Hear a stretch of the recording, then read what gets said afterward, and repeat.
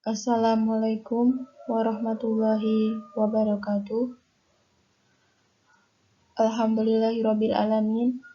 Wassalatu wassalamu ala asrofil anbiya'i wal mursalin wa ala alihi washabihi ajma'in. Amma ba'du. Marilah kita panjatkan puji syukur kehadirat Allah Subhanahu wa taala yang telah melimpahkan rahmat, dan tak lupa sholawat serta salam kita sampaikan kepada Nabi Agung Nabi Muhammad SAW yang kita nantikan syafaatnya di yaumul qiyamah nanti. Amin, amin, amin, ya robbal alamin. Yang saya hormati Bapak Dr. Andes Muhammad Nasruddin, MAG, selaku dosen pengampu mata kuliah pengantar usul fikih. Baiklah, dalam pembahasan materi presentasi ini, izinkan saya untuk menyampaikan materi mengenai qaul sahabi.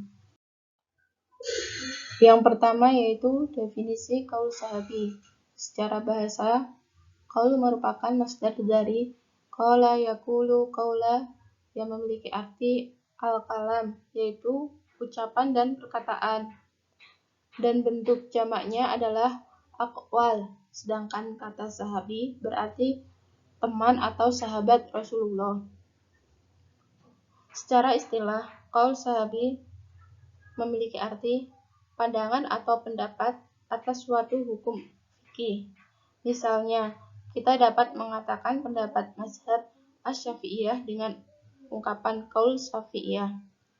Adapun sebab kenapa pendapat atau pandangan disebut dengan qaul, karena pendapat seseorang itu tidak bisa diketahui kecuali setelah dia mengatakannya. Dengan demikian, dapat disimpulkan bahwa qaul sahabi merupakan pendapat hukum Islam yang dikemukakan oleh seseorang atau sahabat Nabi mengenai suatu hukum syara yang ketentuannya tidak terdapat pada nas. Selanjutnya, macam-macam qaul sahabi. 1. Apa yang disampaikan sahabat merupakan suatu berita yang didengar dari Nabi, namun ia tidak menjelaskan berita itu sebagai sunnah. Yang kedua, apa yang disampaikan sahabat merupakan sesuatu yang didengar dari orang yang pernah mendengarnya dari Nabi, tapi tidak ada penjelasan dari orang tersebut bahwa yang didengar berasal dari Nabi. Yang ketiga, apa yang disampaikan sahabat merupakan hasil pemahaman terhadap ayat Al-Quran yang orang lain tidak memahaminya. 4. Apa yang disampaikan sahabat merupakan sesuatu yang telah disepakati oleh lingkungannya, namun yang menyampaikannya hanya sahabat sendiri. 5. Apa yang disampaikan sahabat merupakan hasil pemahaman atas dalil-dalil, karena kemampuannya dalam bahasa dan dalam penggunaan dalil lafaz. Kedudukan qaul sahabi. Pendapat para sahabat mengenai orang-orang yang sesudah sahabat dapat diperincikan sebagai berikut. 1. Pendapat sahabat dalam hal yang tidak ditanggapi oleh akal fikiran. Pendapat sejenis ini menjadi hujah terhadap kaum muslimin, karena yang dikatakannya tidak boleh berasal dari selain Nabi. Yang kedua, pendapat sahabat yang tidak disalahi oleh sahabat lain.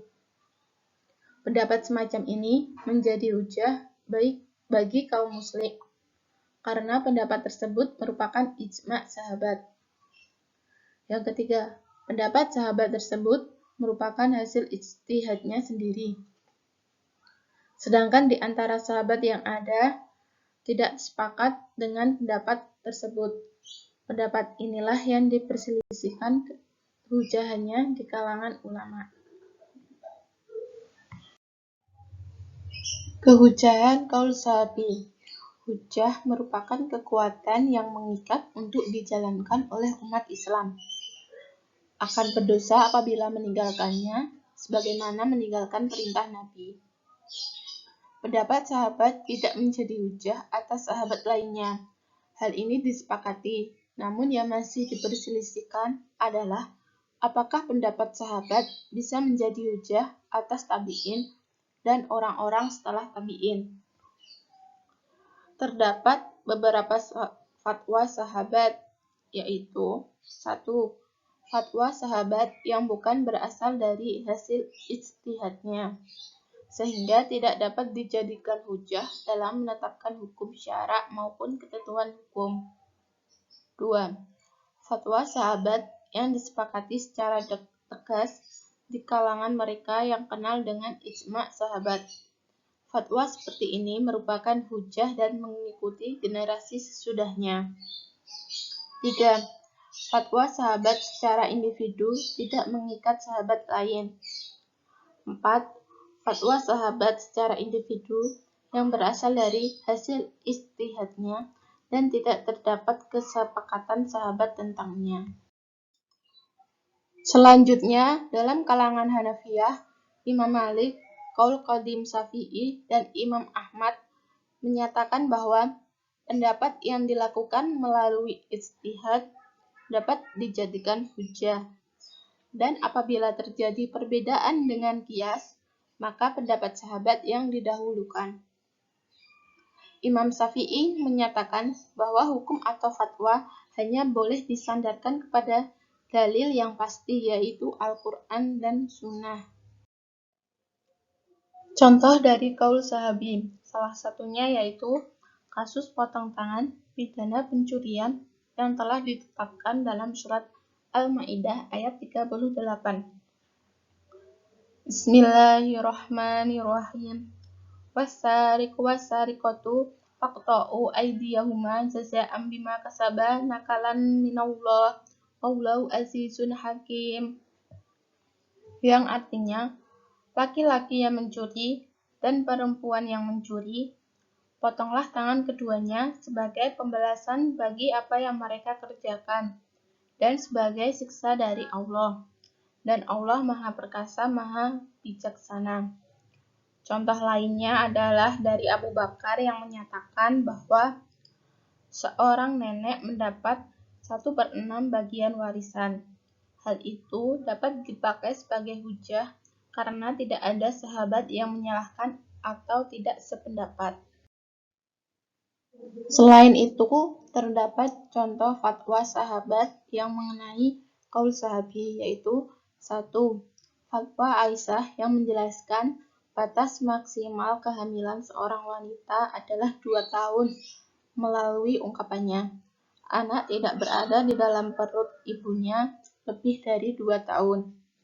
Yang kedua, fatwa Anas bin Malik yang menerangkan tentang minimal haid wanita yaitu 3 hari. Yang ketiga, yaitu fatwa Umar bin Khattab mengenai laki-laki yang menikahi wanita dalam masa iddah harus dipisahkan dan diharamkan baginya untuk menikahi wanita tersebut untuk selamanya. Kesimpulan dari qaul sahabi. Qaul sahabi merupakan pendapat para sahabat Rasulullah SAW mengenai suatu kasus yang dinukil oleh para ulama, baik berupa fatwa maupun ketetapan hukum yang tidak dijelaskan dalam Al-Quran. Contoh dari qaul sahabi sendiri yaitu hukum potong tangan bagi pidana pencurian dan hak waris bagi seorang nenek yang mendapat 1/6 dari bagian waris. Demikian materi presentasi kali ini. Semoga apa yang saya sampaikan dapat bermanfaat bagi kita semua. Jika terdapat kesalahan dan kekurangan, saya memohon maaf. Akhirul kalam, subhanallahu wa bihamdika, asyhadu alla ilaha illa astaghfiruka wa atubu ilaik. Wassalamualaikum warahmatullahi wabarakatuh.